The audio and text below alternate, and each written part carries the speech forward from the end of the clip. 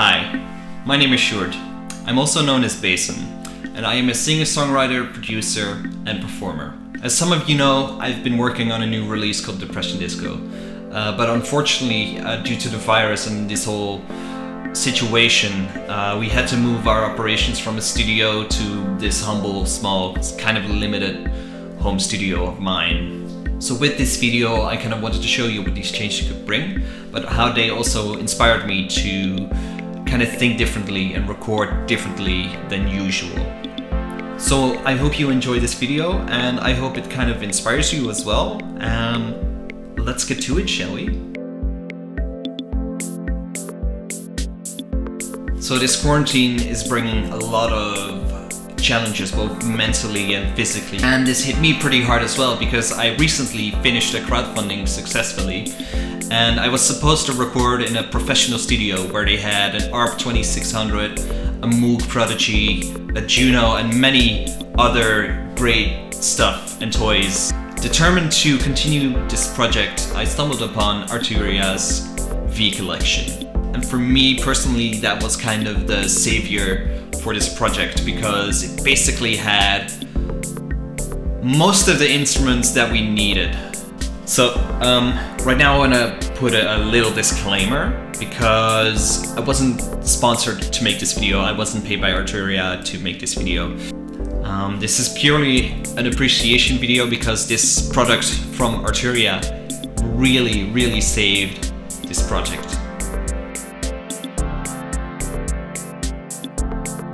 For Depression Disco, I was aiming for a very distinct sound, kind of Soulwax and LCD sound system inspired, very synth heavy, with also some guitars involved. We were set to record in the studio where they had an ARP, some Moog stuff, and a Juno, like I said before. So that didn't happen, and I stumbled upon the V Collection of Arturia. I bought it, and I was just blown away by it. But I was also kind of disappointed, because my dream of going into a studio and actually playing the instruments of my dreams was kind of gone. But I was still blown away, because it was exactly the sound that I was looking for, even though it was software. And the sound quality is just awesome.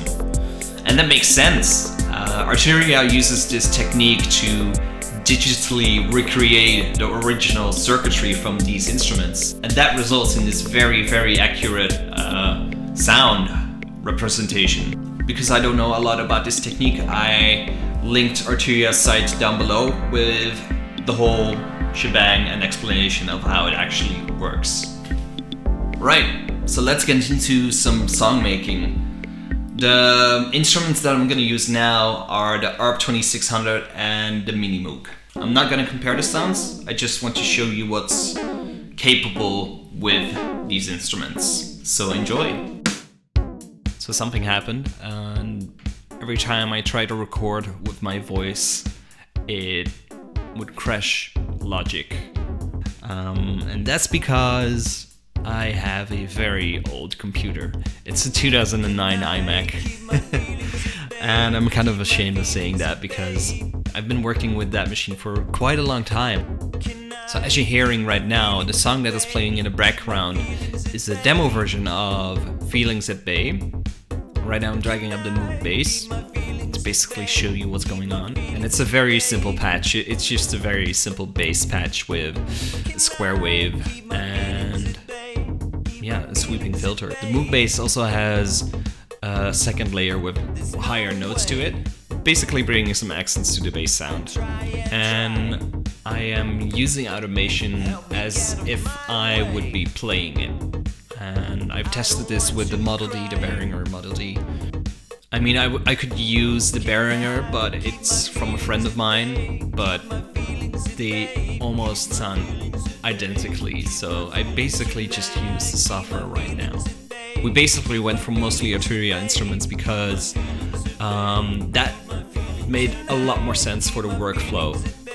And don't get me wrong, like, while having tactile feedback is still the better option. With a normal Model D or ARP 2600, you wouldn't really be able to save a patch. That was one of the reasons that I also bought this whole pack. And I also think it's a great sketchpad for certain patches. Like maybe you would come up with a patch digitally and then you'd try to recreate that in real life on a real instrument.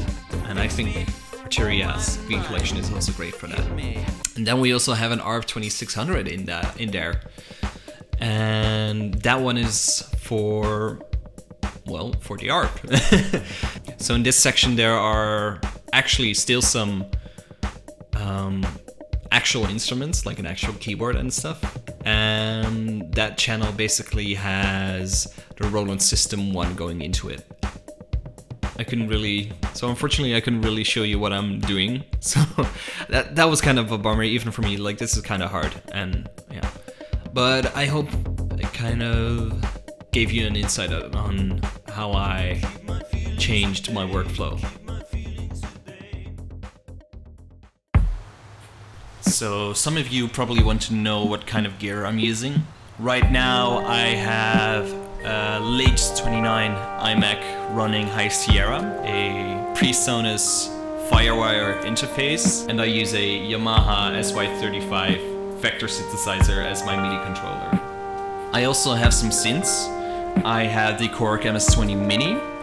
I am borrowing a Behringer Model D from a friend of mine, and the last synth is actually the first synth that I bought, and that is the Roland System 1. Alright, we talked about my experience, we talked about why I bought this collection, and we also made some music. So right now I kind of want to go off script and ramble a bit about the pros and cons. So let's start with the cons first.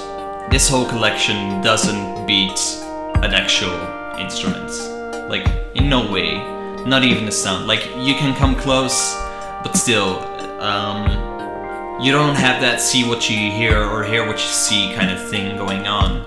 You're not actually in actual control with your hands. And yes, that's kind of an experience that I miss with this whole thing.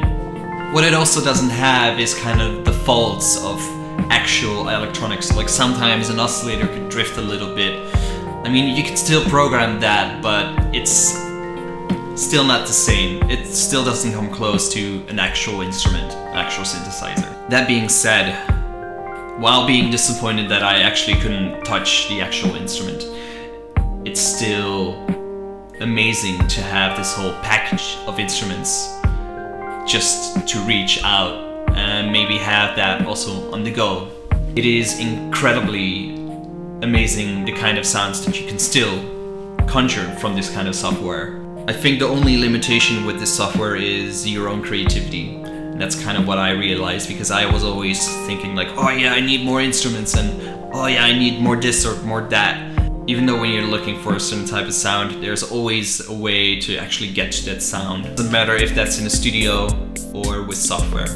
I hope you enjoyed this video. I enjoyed making it. This is kind of a first thing for me. And yeah, let's hope we do this more in the future. Anyway, like this video, subscribe if you want, and I'll see you guys soon. Stay safe.